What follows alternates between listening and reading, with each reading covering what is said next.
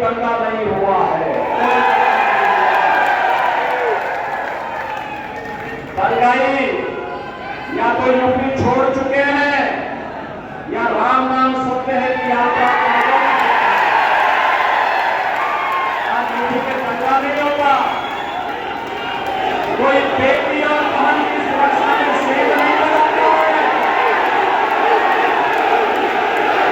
कोई किसी व्यापारी के सम्मान के कार्य नहीं करता है। आज बड़ा विकास है जो उत्तर प्रदेश 2017 के पहले भारत के विकास का बैरियर माना जाता था, आज उत्तर प्रदेश भारत के विकास का ग्रोथ इंजन बनकर के तेजी के साथ कार्य कर रहा है। अयोध्या में रामलला का भव्य मंदिर का निर्माण भी हो गया है। 5 सदी के बाद इंतजार समाप्त हुआ, अयोध्या में रामलला विराजमान हुए। और ऐसे ही हरियाणा में पिछले 10 वर्ष के अंदर हुआ है एक परिवर्तन। जिस हरियाणा को कांग्रेस ने परिवारवाद के, भ्रष्टाचार के गर्त में पकड़ने का काम किया था, चाहे कांग्रेस रही हो, चाहे इन लोग रही हो, और चाहे वह दिल्ली के अंदर झाड़ू लगाने वाली पार्टी हो। याद रखना, बहुजन समाज पार्टी के हाथी का पेट इतना बड़ा है, कोई धरना नहीं करने वाला है, वो वोट खराब हो जाएगा।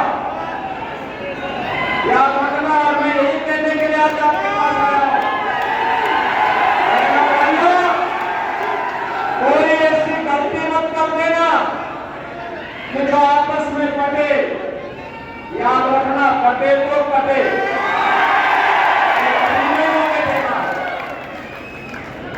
और एक कांग्रेस का जो हाथ है ना, ये अभी हालात को और बिगाड़ने के लिए आया है। कांग्रेस का हाथ बिगाड़ेगा हालात, और विकास की जो रफ्तार है, नायब सिंह सैनी की सरकार को बढ़ाने के लिए आवश्यक है। नायब सिंह सैनी की सरकार इस विकास की रफ्तार को स्पीड अप करने के लिए आवश्यक है, और इसीलिए हम लोग आए हैं। इसीलिए बहनों भाइयों में आया हूं आपसे कहने के लिए, भारतीय जनता पार्टी ने बिना किसी भेदभाव के यहां कार्य किया है। श्री मनोहर लाल खट्टर जी के नेतृत्व में रहो या नायब सिंह सैनी जी के नेतृत्व में, प्रधानमंत्री मोदी जी का मार्गदर्शन है। भ्रष्टाचार हरियाणा समाप्त, हरियाणा का समाप्त, गुंडागर्दी समाप्त, चौथ वसूली समाप्त, विकास की नई स्पीड, कनेक्टिविटी की बेहतरीन कार्य, हर घर नल की योजना, हर गरीब के पास आवास की सुविधा, हर गरीब को राशन की सुविधा, आयुष्मान भारत भी है, किसानों के लिए किसान सम्मान निधि भी है। बहनों भाइयों, विकास की स्पीड को बदौलत बने रहने देने के लिए आवश्यक है कि फिर से भारतीय जनता पार्टी की श्री नायब सिंह सैनी के नेतृत्व की सरकार, तीसरी बार भाजपा की सरकार हरियाणा में बने, और इसी के श्री योगेंद्र राणा को भारतीय जनता पार्टी के अंदर करना कार्यकर्ता को अपनी नीति में चुनाव भाइयों, ये जो कांग्रेस 1984 के सिख बंधुओं की हत्या के लिए कटघरे में खड़ी है, इसको कभी भी बर्दाश्त मत करना, इसको स्वीकार मत करना, इसको एक सिरे से खारिज करो।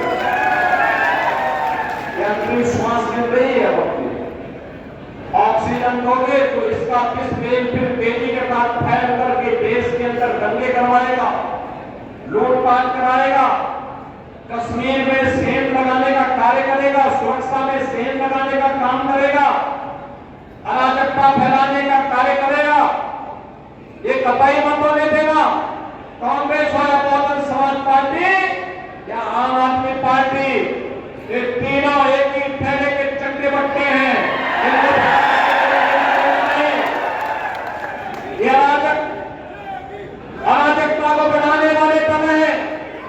परिवारवाद को बढ़ावा देने वाले दल हैं, आखंड भ्रष्टाचार में डूबे हुए दल हैं।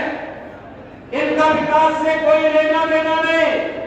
गांव से, गरीब से, किसान से, महिलाओं से, किसी भी तबके से इनका कोई लेना देना नहीं है। इनका तो एक ही एजेंडा है, बांटो और राज करो। हमें पटना नहीं है, हमें पटना नहीं है। एकजुट होकर के एक भारत श्रेष्ठ भारत की परिकल्पना को साकार करने के लिए और विकसित भारत के लिए हमें प्रधानमंत्री मोदी जी के नेतृत्व में फिर से हरियाणा में नायब सिंह सैनी की सरकार को लाना है। योगेंद्र राणा को भारी बहुमत से विजयी बना के भेजना है, बना के भेजेंगे। योगेंद्र राणा विजयी बनकर के जाएंगे। सभी लोग सहमत हैं? जहां तक मेरी आवाज जा रही, दोनों हाथ लगा के बोलो। सभी लोग सहमत हैं? भाइयों, ये कार्य होगा तो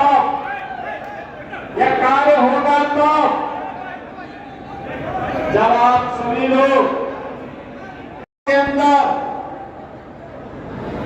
हमने बदलते हुए भारत को देखा है, एक भारत श्रेष्ठ भारत के सपने को साकार होते हुए देखा है। 2014 के पहले का भारत जहां गुंडागर्दी थी, भ्रष्टाचार था, अराजकता थी, देश की आस्था के साथ खिलवाड़ होता था, सुरक्षा में से प्रधानमंत्री मोदी जी के नेतृत्व में हुआ है। गांव, गरीब, किसान, नौजवान, महिलाएं, समाज के प्रत्येक तबके तक योजना का लाभ मिला है। बहनों भाइयों, बेटी और बहनों के साथ कांग्रेस सरकार के समय क्या अत्याचार होता था, यह हरियाणा के सेक्स रेशो से, लिंगानुपात से पता लगता है। देश के अंदर 2014 के पहले सबसे खराब स्थिति हरियाणा की मानी जाती थी। और आज मुझे बताते हुए प्रसन्नता है कि सेक्स रेशो की जब हम बात करते हैं, लिंगानुपात की हम बात करते हैं, तो 900 पुरुषों पर 1000 पुरुषों पर 900 महिलाओं का ये बेहतरीन अनुपात आज हरियाणा का हुआ है। और याद रखना, जिस समाज में नारी की पूजा होती हो, उसकी गरिमा की रक्षा होती हो, उस समाज को, उस देश को आगे बढ़ने से कोई ताकत रोक नहीं सकती है। दिखाया है 10 वर्षों में हमारे हरियाणा ने करके दिखाया है। बहनों भाइयों, जब कांग्रेस की सरकार के समय, बहुजन समाज पार्टी की सरकार के समय जो असंभव था, वो मोदी जी ने संभव करके दिखाया है। याद करिए, आज आपके करनाल में हरियाणा का पहला मेडिकल यूनिवर्सिटी खुल चुका है। हरियाणा के जितने मेडिकल कॉलेज बनेंगे ना, ये सब मेडिकल कॉलेज यहां से अपडेटेड होंगे। आपकी एक पहचान मिलने वाली है। हरियाणा के पास अपना एक मेडिकल यूनिवर्सिटी है, एक स्पोर्ट्स यूनिवर्सिटी भी है। आज हरियाणा में हर घर नल की योजना भी है।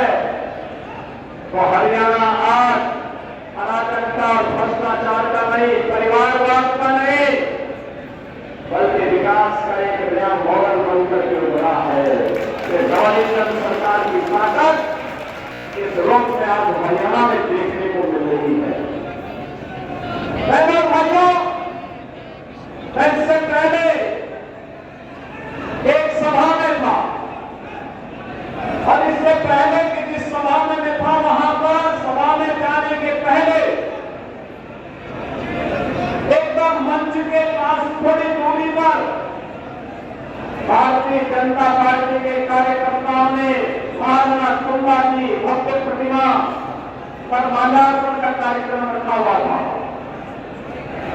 आप याद करिए, इस महान योद्धा ने भारत की सुरक्षा के लिए, भारत की संप्रभुता के लिए उस कालखंड में जो योगदान दिया था, आज भी उस महान योद्धा को, चाहे वह महान योद्धाओं में महाराणा कुंभा हो, महाराणा सांगा हो, महाराणा प्रताप हो या पृथ्वीराज चौहान हो, इन महान योद्धाओं का योगदान भारत के लिए था, अपने लिए नहीं, स्वदेश और स्वधर्म के लिए था। और याद रखना, हम सबका योगदान भी अपने देश के लिए होना चाहिए, स्वदेश और स्वधर्म के लिए हमारा सब कुछ समर्पण होना चाहिए। जब देश की बात आएगी, स्वधर्म की बात आएगी, तो इससे बढ़कर के कुछ नहीं हो सकता, इससे बढ़कर के कुछ नहीं हो सकता है। हमारे पूर्वजों ने यही बातें प्रेरणा दी है, यही कारण रहा है।